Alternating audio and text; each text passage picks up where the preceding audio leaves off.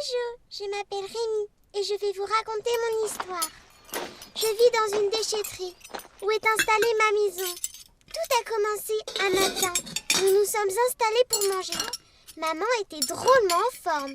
Le cinéma d'animation. Comment se crée un film? Ce dernier n'a plus aucun secret pour nos jeunes passionnés. En fait, on s'inscrit pour faire un film à la fin de l'année. Donc, on va travailler la matière. Il y a plusieurs choix, donc le papier découpé, la pâte à modeler. Après, on peut faire des dessins. Donc, à la fin de l'année, on présente un film en fait, qu'on a créé tous ensemble. Mais quelle est donc cette technique bien particulière? Ça dépend de la façon, de la matière qu'on travaille. Il y a le papier découpé et il y a le volume en pâte à modeler ou autre. Et faire image par image, ce qui consiste à prendre plusieurs photos.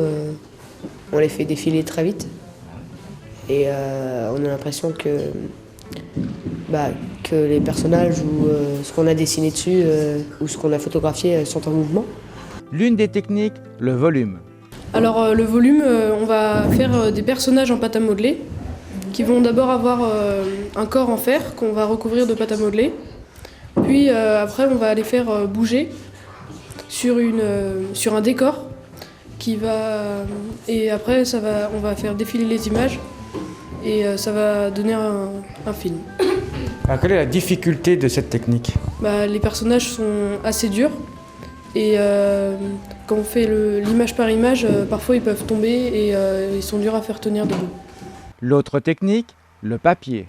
Il y a des socles et du coup ça permet de faire bouger les membres du corps.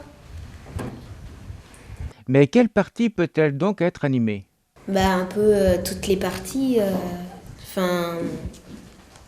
oui, les plupart des parties. Et ça sert à quoi? Pour faire ça fait pas comme un dessin, ça fait comme si c'est pour le faire bouger, comme ça c'est plus précis dans les images, dans les photos. Le cinéma d'animation est toujours prisé des jeunes et des moins jeunes. De ce fait, le Centre culturel des Cordeliers de Clisson propose des cours tout au long de l'année, animés par Violaine Pasquet de La Fabule. On y apprend à réaliser un film et on y apprend en fait toutes les étapes de fabrication, à savoir écriture du scénario, découpage technique, storyboard, ensuite fabrication des marionnettes ou des personnages, fabrication des décors et le tournage, animation, image par image, 24 images par seconde, du montage et du bruitage du son, tout ce qu'il faut, tous les ingrédients pour réaliser un film. Je suppose que tout se fait par informatique? Eh bien, non. Ici, nous apprenons le cinéma d'animation traditionnel, donc en volume, image par image, ou bien en papier découpé, ou même pour ceux qui veulent faire du dessin animé, c'est possible. Ensuite, bien sûr, le montage et la post-prod image et son se fait par l'ordinateur, mais le tournage est quand même axé sur le traditionnel. Comment est-ce qu'il travaille avec le son, avec les bruitages, etc.? Alors en cinéma comme d'animation, le son n'est pas de la prise directe, puisqu'on est dans l'image par image. Le son est fait après le tournage. Et donc on va faire les bruitages, les voix, on va enregistrer tout à part et on va mixer le tout. Et puis voilà. Alors si par exemple il y a besoin d'un bruit de voiture, comment fait-on? Alors, soit on fait du bruitage, c'est-à-dire qu'on imite un son pour reproduire ou faire semblant que c'est un son déjà existant, ou soit on vient avec un micro et puis on va enregistrer le son dans la rue. Et je dirais, le cinéma d'animation, c'est pas un peu obsolète, entre guillemets?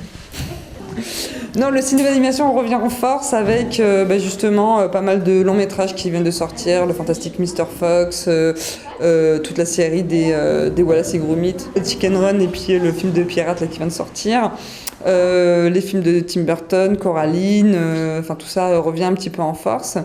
Et on revient, j'ai envie de dire, plus aux sources du cinéma traditionnel, parce que je pense que l'image de synthèse ou l'image virtuelle est peut-être un petit peu trop lisse, donc on revient à des choses un peu plus artisanales, un peu plus fait maison.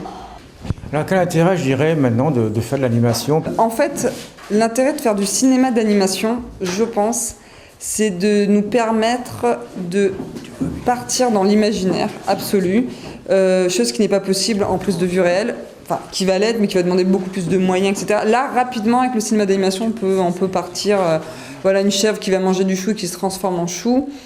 L'animation se prête bien à ça, quoi. Voilà. Des cours adultes sont également prévus. Si vous êtes passionné par Tim Burton ou Wallace et Gromit, ces cours sont pour vous.